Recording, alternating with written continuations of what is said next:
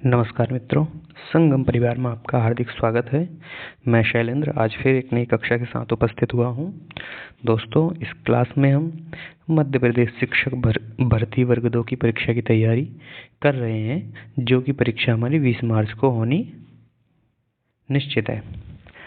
आइए, इस प्रश्नोत्तरी के अंतर्गत हम प्रतिदिन एक नए विषय के साथ उपस्थित होते हैं और उससे संबंधित जितने भी प्रश्न हैं उन पर चर्चा करते हैं।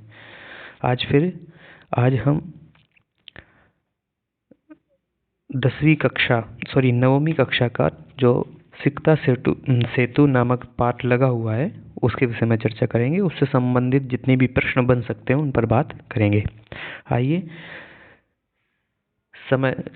अधिक समय न लेता हुआ पुनः आपको एक बात कहूँगा कि आप इस प्रश्नोत्तरी से करने से पूर्व इस मूल पाठ को पढ़ के आएँ और फिर प्रश्नोत्तरी करें। साथ ही मित्रों, आप हमारी वीडियो देख रहे हैं लगातार, आपको वीडियो पसंद आए तो वीडियो को लाइक करें, शेयर करें और चैनल को सब्सक्राइब कर लें, जिससे हमारी प्रत्येक वीडियो की जो भी सूचना है वो आप तक समय पर पहुंच जाए। चलिए, पहला प्रश्न देखते हैं। सिकता सेतु नाट्यांशः कुतः गृहीतो अस्ति। जो हम पाठ जिसका नाम है सिकता सेतु, ये जो नाट्यांश है ये कहाँ से लिया गया है? हितोपदेशात्, पंचतंत्रात्, कथा सरित सागरात् अथवा कादम्बर्याः। तो ये सभी अकारांत शब्द थे या अकारांत नपुंसकलिंग शब्द थे, तो उनके साथ हमने पंचमी विभक्ति का प्रयोग किया है। तो दोस्तों बताइए, ये जो पाठ है ये कहाँ से लिया गया है? जब हम प्रारंभ में पढ़ते हैं तो वहाँ पर ये दिया गया है कि यह जो सिकता सेतु कथा है ये हमने कथा सरित सागर से लिया गया है। इसमें 18 लंबक हैं। किसमें?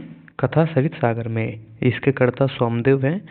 इसमें 18 लंबक हैं और रत्न प्रभा नामक लंबक से ली गई है। तो इतनी नॉलेज आपको होनी चाहिए। साथ ही हितोपदेश क्या है? ये नारायण पंडित के द्वारा लिखी गई एक पुस्तक है जिसमें बहुत सारी कथाओं का संग्रह किया गया है। नारायण पंडित, ठीक है, नारायण पंडित, है ना।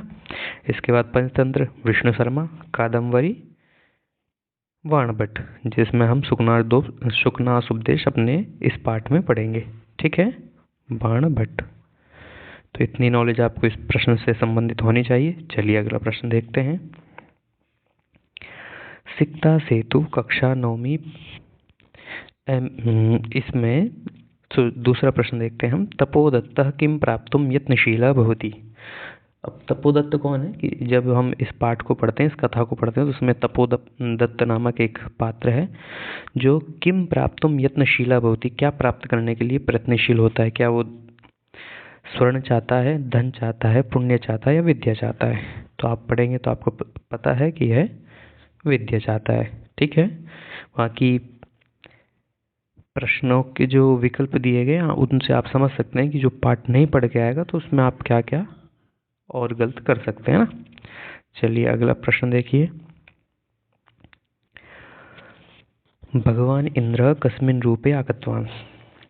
जब भगवान इंद्र देखते हैं कि जो तपोदत्त है वो केवल तपस्या करने से विद्या प्राप्त करना चाहता है, उसके लिए पढ़ना नहीं चाहता है, तो उनके लिए उसको शिक्षा देने के लिए भगवान इंद्र आते हैं। तो वो किस रूप में आते हैं यहाँ? क्या सिंह रूप में आते हैं या नरसिंह रूप में आते हैं या पुरुष रूप में आते हैं या मकर रूप में आते हैं? तो दोस्तों वहाँ पर पंक्ति आई हुई, पुरुष वेशधारी देवराज इंद्र, अर्थात पुरुष रूप में भगवान इंद्र आते हैं उसको शिक्षा देने के लिए। किसको? तपोदत्त को, ठीक है। चलिए अगला प्रश्न देखते हैं। देवराज सिक्ताभि किम कर्तुम प्रयतते। जो देवराज हैं वो सिक्ता यानी बालू, और तृतीया विभक्ति में क्या बन रहा है? सिक्ताभि, बालू के द्वारा किम कर्तुम, क्या करने के लिए प्रयास कर रहे हैं। क्या वो रेत से भवन बना रहे हैं, है ना? क्या रेत से भवन बना रहे हैं या सेतु निर्माण कर रही हैं या उद्यान का निर्माण कर रहे हैं? ये इनमें से कोई नहीं। तो दोस्तों वैसे तो हम देख ही रहे हैं कि पाठ का नाम क्या है? सिकता सेतु। तो वो सिकता से अर्थात रेत से क्या बनाना चाहते हैं? नदी के बहाव में, नदी की बहती धारा में सेतु निर्माण करना चाहते हैं। चलिए अगला प्रश्न देखते हैं। देवराजं दृष्ट्वा तपोदत्तः कथं वदति। देवराज को देखकर तपोदत्त कथं वदति, कैसे बोलता है? क्या उसको देखकर बोलता है, क्या आश्चर्य से बोलता है, या हंसते हुए बोलता है, या मौनम धरती, चुपचाप रहता है? जब बोलने की बात की है तब बोलने के क्या साश्चर्य भी आप लगा सकते हैं ना, पश्चन भी कर सकते हैं। वैसे पश्चन में आप लोगों को प्रश्न है, कमेंट बॉक्स में कमेंट करिए, बताइए कि पश्चन में कौन सी धातु, कौन सा प्रत्यय है। धातु और प्रत्यय, ये आप लोगों को बताना है, ठीक है। इसके बाद प्रहसन में ही बताना है ना। और इस बाकी इस प्रश्न का जो उत्तर है वो प्रहसन ही है, ठीक है। तो वो देवराजम दृष्ट्वा तपोदत्तः प्रहसन वदति, हंसते हुए कुछ बोलता है। चलिए अगला प्रश्न देखते हैं। प्रतिवक्ति पद परिचय। प्रतिवक्ति यहाँ पर एक क्रिया आई हुई है, इसका परिचय दीजिए। ये प्रतिवक्ति कैसे बनता है? क्या प्रत्युपसर्ग वच परिमाण धातु से लट लकार में बनता है, या पर उपसर्ग गतौ धातु लट लकार से बनता है, या प्रतिवंच लट लकार से बनता है, अथवा प्रवक लट लकार से बनता है? दोस्तों वच और वंच दोनों धातु से ये शब्द बनता है, परंतु वंच धातु सम बनाते हैं तो तीन प्रत्यय बनकर, और वच शब्द क्या बनता है? उक्ति, ठीक है। वहाँ पर प्रउपसर्ग के साथ कोई नहीं है, परंतु जब हम एक बार इसको, जब हम प्रति उपसर्ग पूर्वक वच परिमाणी धातु से लट लकार बनाते तो प्रथम पुरुष एक वचन में ये रूप बनता है, प्रथम पुरुष एक वचन, ठीक है। चलिए अगला प्रश्न देखते हैं। दोस्तों यदि आपको प्रश्नोत्तरी अच्छी लगी हो, आपके लाभ की हो, तो वीडियो को लाइक करें, है ना, अपने दोस्तों के साथ शेयर करें और चैनल को सब्सक्राइब कर लें। साथ ही बेल आइकन के बटन को भी दबा लें, जिससे कि आपको प्रत्येक नोटिफिकेशन समय पर मिल जाए, ठीक है। चलिए अगला प्रश्न पढ़िए, क्या है? परिधानैरलंकारैः रिक्त स्थान अपि न शोभते। तो अलंकृतः अपि नहीं शोभते, परिधान और अलंकारों के द्वारा जो अलंकृतः, जो अलंकृत किया गया वो नहीं शोभित देता है, या भूषितः जो भूषित है, चमकदार है, वो नहीं शोभित होता, या रंजित है, या धार्यते। तो क्या प्रश्न हो सकता है? यहाँ पर एक पहला श्लोक दिया है, उस पहले श्लोक की पहली पंक्ति से आपसे प्रश्न पूछा गया है। तो वहाँ पे आया है परिधाने अलंकारी भूषितो अपि, क्या है? भूषितो अपि न शोभते, ठीक है। तो इस प्रश्न का जो विकल्प है वो क्या है? भूषिता। चलिए अगला प्रश्न देखते हैं। अधीतवान पदस्य परिचयः, इसका बताइए दोस्तों क्या हो सकता है?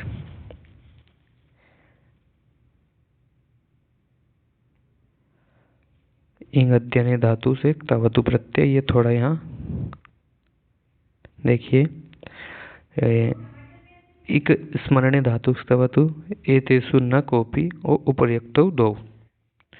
तो क्या हो सकता है दोस्तों बताइए? यहाँ ये डबल का एक एक काट लीजिए, इसमें ये बाई डिफॉल्ट गड़बड़ हो गया है ना, इतना है। इंग अध्ययने तवतु।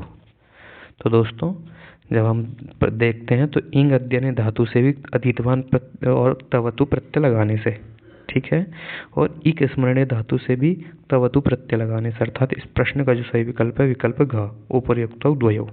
इंग अध्ययने से ही बनता है और इक स्मरणे से ही बनता है। प्रत्यय क्या है? तवतु, ठीक है। तवतु किस संज्ञा क्या है? इसको किस नाम से जानते हैं हम? निष्ठा संज्ञा, है ना। तवतु और निष्ठा के अंतर्गत और कौन सा आता है? त।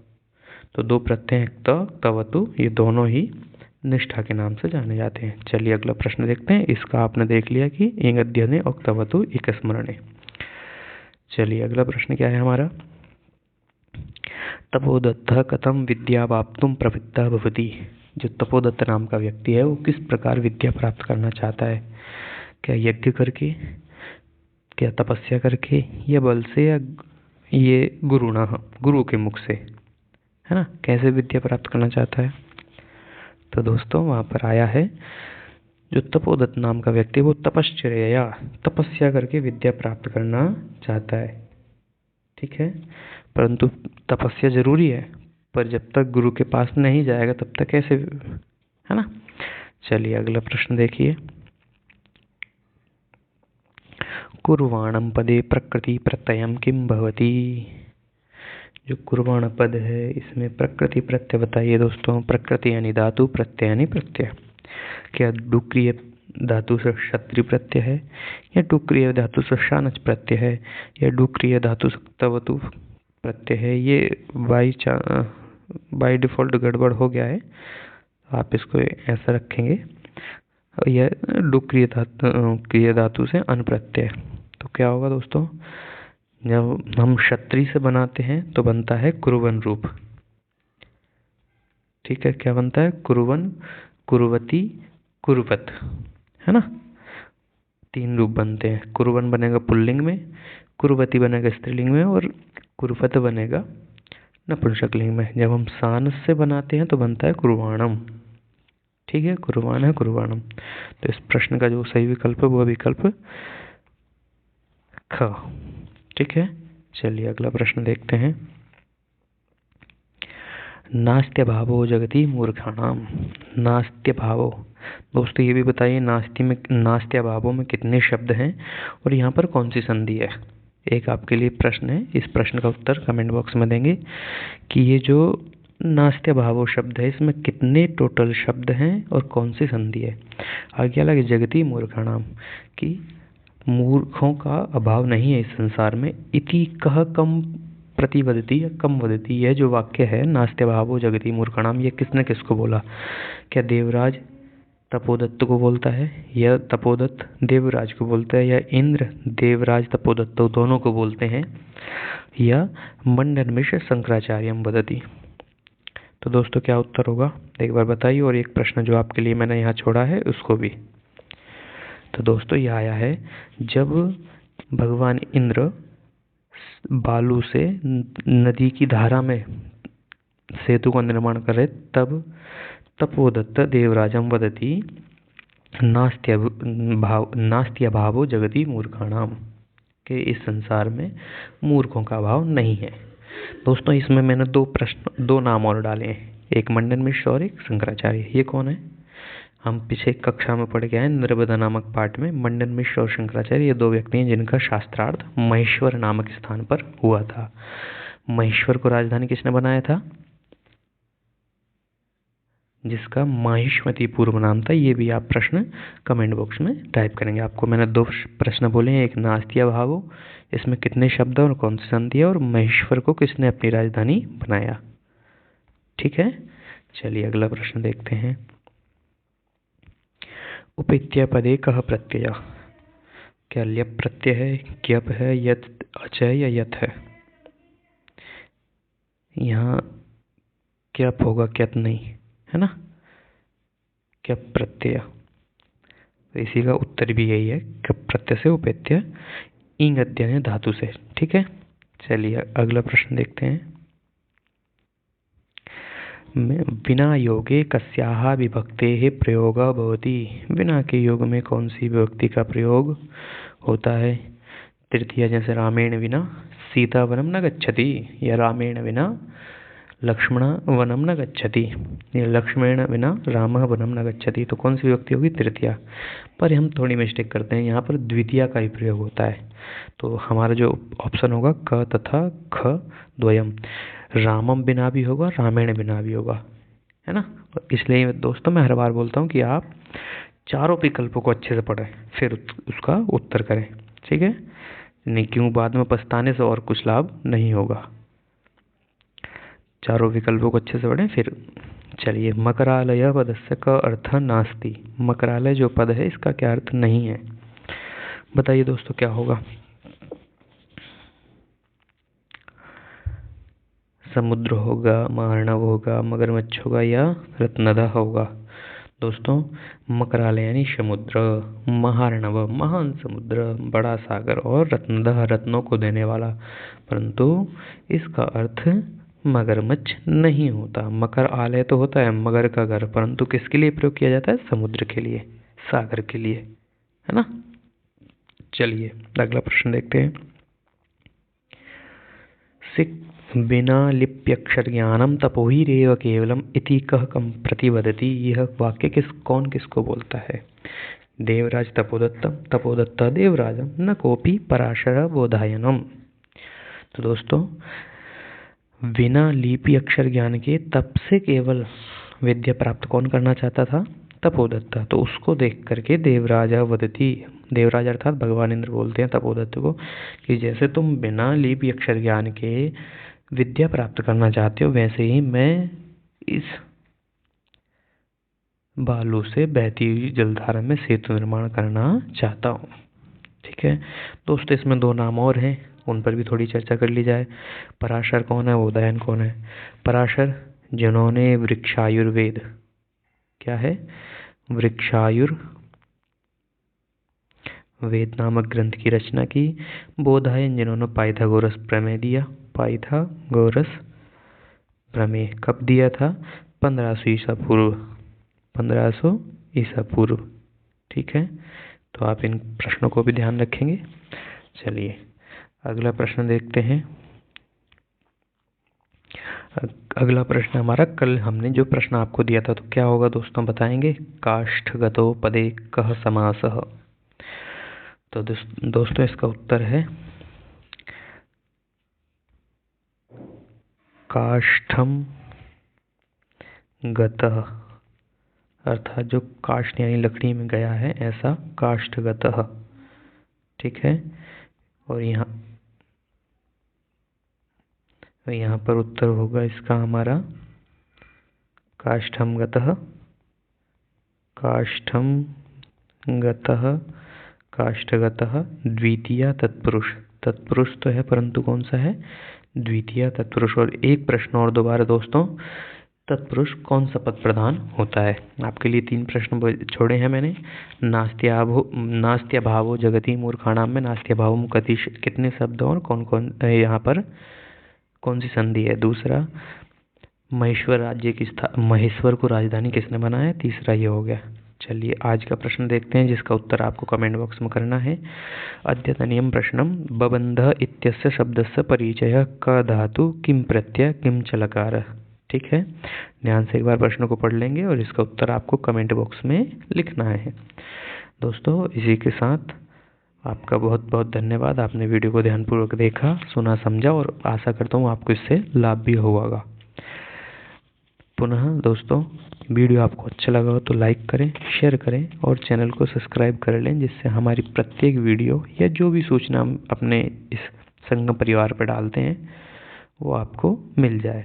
दोस्तों मित्रों को, बहुत दोस्तों को यहाँ पर PDF चाहिए होती है, तो PDF के लिए हमारा टेलीग्राम ग्रुप है संगम स्टडी के नाम से।